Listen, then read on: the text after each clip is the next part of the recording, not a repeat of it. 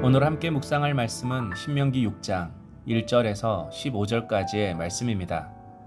이스라엘 백성들은 곧 가나안 땅에 들어가게 됩니다. 광야에서는 하나님만 바라볼 수밖에 없었습니다. 먹을 것이 없으면 만나를 기다려야 했고 물이 없으면 하나님께 구해야 했습니다. 그런데 가나안에 들어가면 상황이 달라집니다.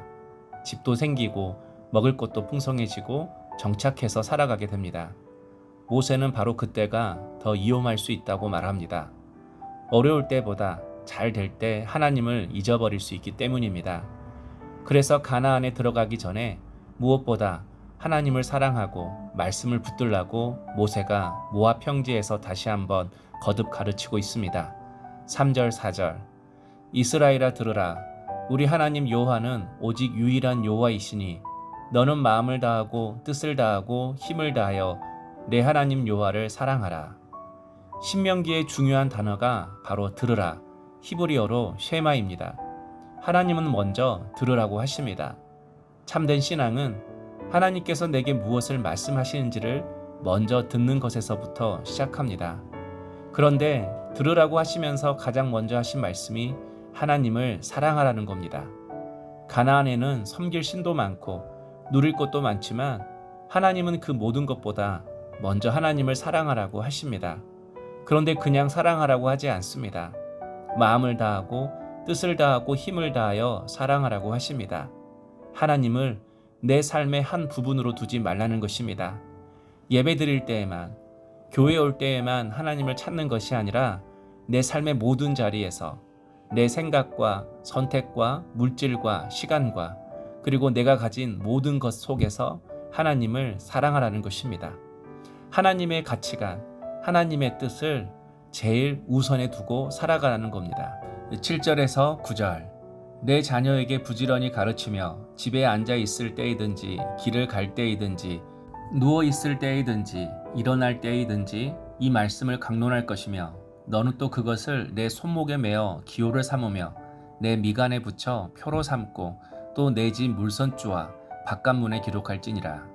하나님은 모세를 통해 말씀을 새긴 두 돌판을 주시면서 돌판에 새긴 말씀을 마음에도 새기라고 하십니다. 특별히 자녀들의 마음에 말씀이 새겨지도록 최선을 다해 말씀을 가르치라고 하십니다. 집에 앉아 있을 때에도 길을 갈 때에도 누워 있을 때에도 일어날 때에도 가르치고 손목에 메고 미간에 붙이고 문설주와 바깥문에도 기록하라고 하십니다. 한마디로 삶의 모든 순간에 말씀을 가까이 하라는 것입니다. 자녀에게 말씀을 가르치는 것은 교회에 데리고 오는 것만으로 끝나지 않습니다. 가정에서도 말씀을 이야기하고 어려운 일이 생기면 함께 기도하고 중요한 선택 앞에서 하나님은 어떻게 말씀하실까를 생각해야 합니다. 무엇보다 부모가 먼저 말씀대로 살아가야 하는 모습을 보여줘야 합니다. 말씀은 말로만 가르치는 것이 아니라 삶으로 새겨주는 것입니다. 10절과 11절 내 하나님 여호와께서 내 조상 아브라함과 이삭과 야곱을 향하여 내게 주리라 맹세하신 땅으로 너를 들어가게 하시고 내가 건축하지 아니한 크고 아름다운 성읍을 얻게 하시며 내가 채우지 아니한 아름다운 물건이 가득한 집을 얻게 하시며 내가 파지 아니한 우물을 차지하게 하시며 내가 심지 아니한 포도원과 감람나무를 차지하게 하사 내게 배불리 먹게 하실 때에 하나님은 말씀을 마음에 새기며 살아가는 자에게 복을 약속하고 계십니다. 하나님께서 이미 준비된 성읍과 집을 주시고 파지 않은 우물과 심지 않은 포도원까지 누리게 하시겠다고 말씀합니다. 순종하며 살아갈 때 하나님께서 우리의 수고를 넘어서는 은혜를 주신다는 것입니다. 그러므로 우리는 모든 문제를 순종으로 풀어가야 합니다.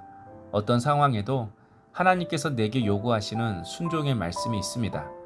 어려움이 찾아올 때에도 어떻게 해결할까 이렇게 고민하지 말고 먼저 하나님, 이 상황에서 제가 무엇을 순종해야 합니까? 라고 물어야 합니다. 용서해야 할 때는 용서하고 기다려야 할 때는 기다려야 하고 내려놓으라고 말씀하실 때는 내려놓는 것입니다. 그렇게 내가 순종하면 그 다음은 하나님께서 책임지시고 하나님께서 일하십니다. 내가 만들지 못한 길도 열어주시고 내가 준비하지 못한 것까지 하나님께서 준비해 주십니다. 12절 13절 너는 조심하여 너를 애굽 땅 종되었던 집에서 인도하여 내신 여호와를 잊지 말고 내 하나님 여호와를 경외하며 그를 섬기며 그의 이름으로 맹세할 것이니라. 하나님께서 복을 주시겠다고 약속하신 후에 한 가지 당부의 말씀을 하십니다. 하나님께서 애굽에서 너희를 건져내셨다는 사실을 어떤 순간에도 잊지 말라는 것입니다. 이유가 무엇일까요? 하나님께서 이스라엘 백성들을 출애굽시킨 이유가 있고 또 그들에게 가나안 땅을 주신 분명한 이유가 있기 때문입니다. 단순히 애굽에서 고생하지 말고 가나안에서 가서 잘 먹고 잘 살라는 것이 아닙니다. 하나님을 섬기는 백성으로 살아가고 그들을 통해 하나님의 뜻을 이루기 위해서 불러내신 것입니다. 우리도 마찬가지입니다. 하나님께서 나를 구원하시고 여기까지 인도하신 데에는 이유가 있습니다. 그러므로 복을 누리면서 하나님만 기억하는 것이 아니라 하나님께서 나를 왜 구원하시고 왜 이 자리에 세우셨는지를 기억하며 살아가야 합니다. 오늘도 하나님이 나를 부르신 목적을 잊지 않고 맡기신 자리에서 하나님의 뜻을 이루며 살아가는 우리 물된 동산의 모든 성도님 되시기를 소망합니다. 적용 질문입니다. 나는 어떤 상황 속에서도 하나님의 말씀을 먼저 듣고 순종으로 문제를 풀어가고 있습니까? 기도하겠습니다. 하나님, 말씀을 마음에 새기고 어떤 상황 속에서도 내 생각보다 주님의 말씀에 순종하게 하옵소서. 내게 주신 은혜와 복을 당연하게 여기지 않고 나를 구원하시고 여기까지 인도하신 이유를 잊지 않게 하옵소서. 오늘 또 맡기신 내 삶의 자리에서 하나님의 뜻을 이루며 살아가게 하옵소서. 예수님의 이름으로 기도하옵나이다. 아멘.